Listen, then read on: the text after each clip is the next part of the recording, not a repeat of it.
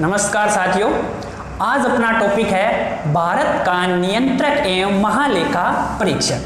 तो अपना टॉपिक देखते हैं आज नियंत्रक एवं महालेखा परीक्षक। महालेखा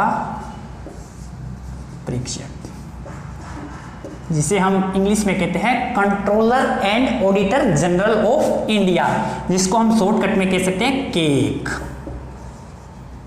ओके, इसके बारे में अपनी जानकारी करते हैं कि भारतीय संविधान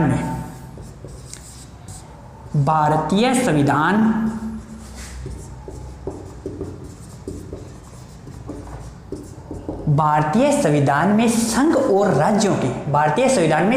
राज्यों की वित्तीय कार्य प्रणाली पर नजर रखने के लिए एक स्वतंत्र निकाय है। नियंत्रक महालेखा परीक्षक। जो वित्त प्रणाली है उसके ऊपर स्वतंत्र रूप से यह नियंत्रक महालेखा परीक्षक का कार्य होता है। अपने आजादी से पूर्व 1857 ईस्वी में तीन प्रेसिडेंसियां थी। कौन कौन सी? कलकत्ता, मद्रास, बंबई। कलकत्ता, मद्रास, बंबई। यहां पर 1857 में उस समय अपने वाइसराय थे लॉर्ड कैनिंग। इंग्लिश शासन था अपने पे, लॉर्ड कैनिंग वाइसराय थे। इन्होंने इन तीनों के लेखाओं को पारूप समिति को मतलब इनको चेक करने के लिए इनके ऊपर एक पद का सर्जन किया था। उस पद का नाम था महालेखा परीक्षक। ठीक है। 1857 ईस्वी में तीन प्रेसिडेंसियां थी अपने भारत में, कलकत्ता, मद्रास, बंबई। उसके ऊपर लॉर्ड कैनिंग के द्वारा नियंत्रण करने के लिए उनकी लोक लेखाओं पर नियंत्रण करने के लिए पद का सृजन किया था महालेखा परीक्षक। परंतु स्वतंत्रता पश्चात 1947 के बाद भारतीय संविधान में इस नाम को क्या नाम दिया गया? भारत का नियंत्रक महालेखा परीक्षक। इसे नियंत्रक महालेखा परीक्षक कहा गया, जिसे हम शॉर्टकट में कहते हैं cake, controller of auditor general of India, cake. ठीक है, ये था अपना स्वतंत्रता पश्चात के अंदर नियंत्रक महालेखा परीक्षक भारत के नाम। अब इसके बारे में जानते हैं। इनका वर्णन है हमारी भारतीय संविधान के अनुच्छेद 148 से 151 तक। ये भारतीय संविधान में भाग नंबर 5 में वर्णित है। और ये पद कौन से देश से लिया गया भाई? इतना तो अपने को पता लग गया है कि इंग्लैंड का शासन था, तो ये पद भी किसकी देन है? इंग्लैंड। यह पद इंग्लैंड के संविधान से लिया गया था। ये अपना मूल रूप था। अब हम अनुच्छेदों के अंतर्गत इसको समझते हैं, तो देखते हैं इसको आगे।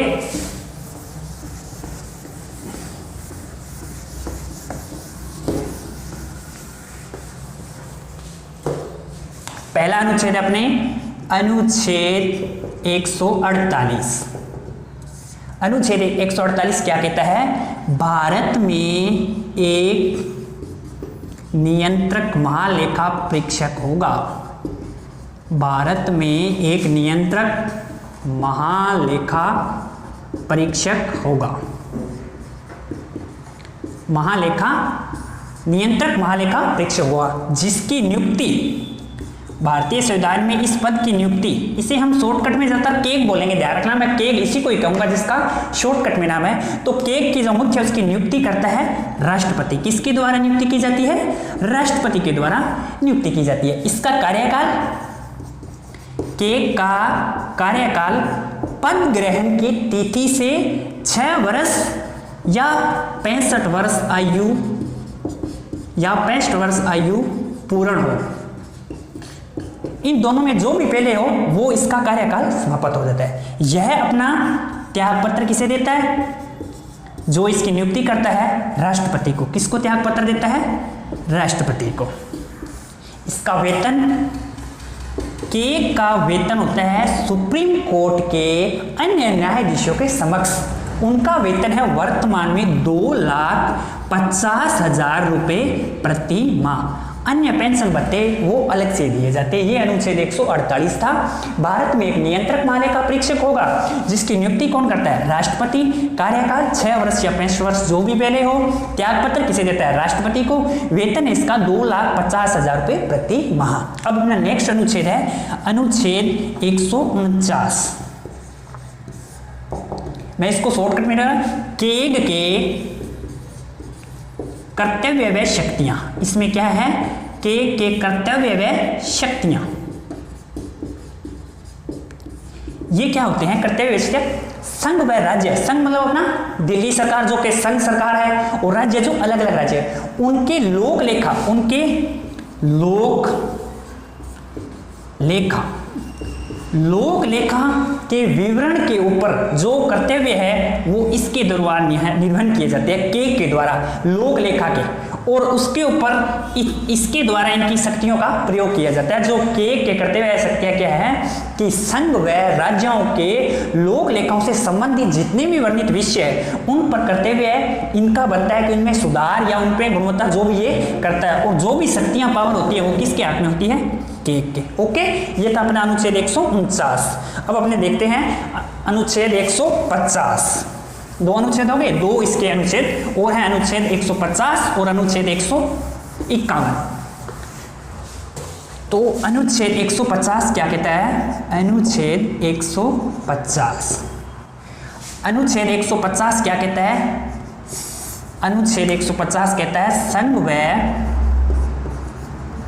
राज्यों के लेखाओं का प्रारूप। ये समझते हैं क्या होता है कि संघ व राज्य की जो आकस्मिक निधियां हैं, क्या जी? संघ व राज्यों की आकस्मिक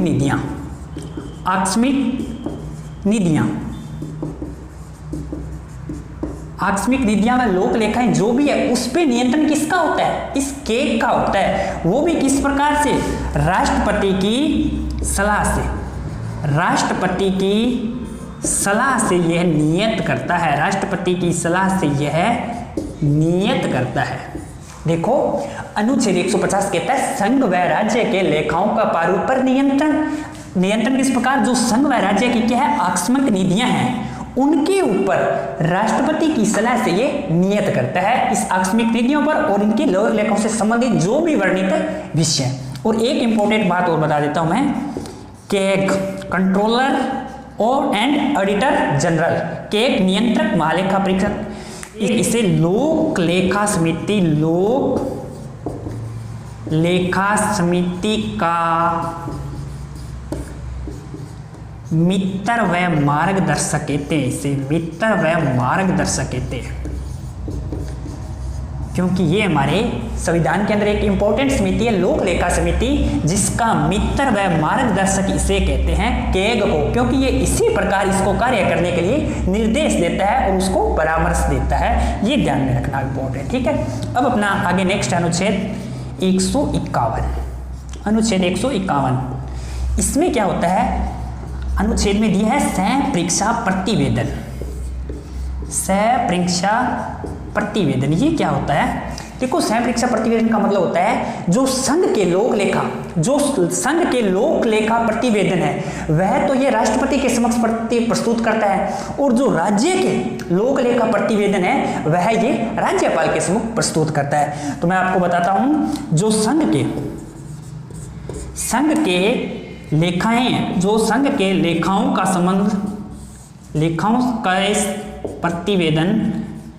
लेखाओं के प्रतिवेदन यह किसके समक्ष प्रस्तुत करता है? राष्ट्रपति के, ठीक है।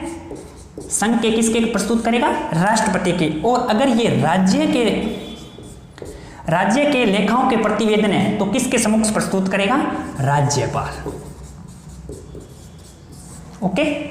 अनुच्छेद 151 क्या कहता है? सह परीक्षा प्रतिवेदन, कि यह सभी चीज लोक लेखाओं का अंत में जो वर्णित विषय है, जो संघ के जितने भी लोक लेखाओं के प्रतिवेदन होते हैं वह राष्ट्रपति के समक्ष प्रस्तुत करता है, और राज्य के जो भी लोक लेखाओं के प्रतिवेदन है वह राज्यपाल के समक्ष प्रस्तुत करता है। ये इसके चारों अनुच्छेद थे। अब एक बात और रहेगी, वो बता देता हूं मैं आपको।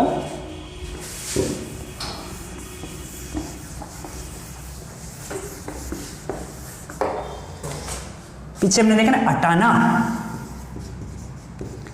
इस के को किस प्रकार हटा सकते हैं? कदाचार द्वारा। किसके द्वारा? कदाचार द्वारा। यह भी किस प्रकार से? संसद द्वारा सुप्रीम कोर्ट की जांच के बाद।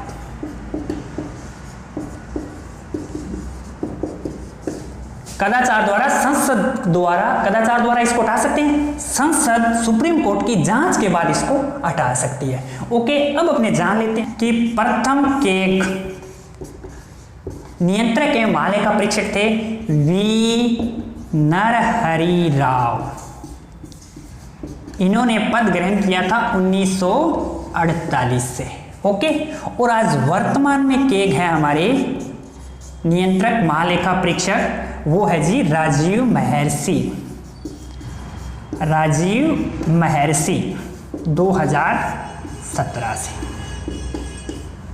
ठीक है, तो ये था। और एक मैं आपको बताता हूं कि हटाना कदाचार द्वारा, संसद सुप्रीम कोर्ट की जांच के बाद। प्रथम केक थे वी नरहरि राव 1948 से, वर्तमान हमने राजीव महर्षि 2017 से।